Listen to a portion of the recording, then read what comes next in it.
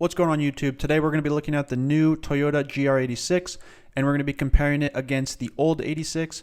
So the new model has a bigger 4-cylinder engine, 2.4 liters, makes more power and torque, 228 horsepower, 184 foot-pounds of torque. It does weigh slightly more, but hardly any. It's only up 40 or 50 pounds depending on the trim and transmission. The transmission is the same, but the final drive ratio has been changed from 4.3 to 4.1 in the manual version.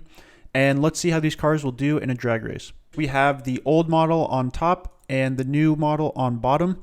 We should see some pretty decent results with the new model as it does have a lot more power. So launch is a lot stronger.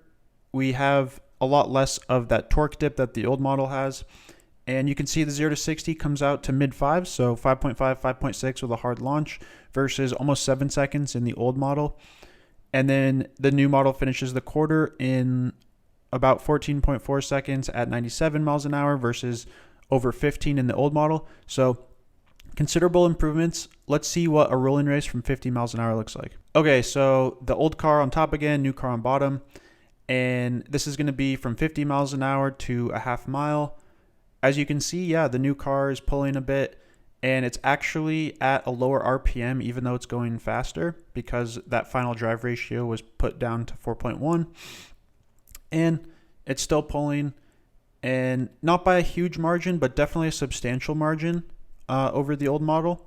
So I hope you guys liked the video. This is just a quick little drag race comparison to show you the performance of the new car.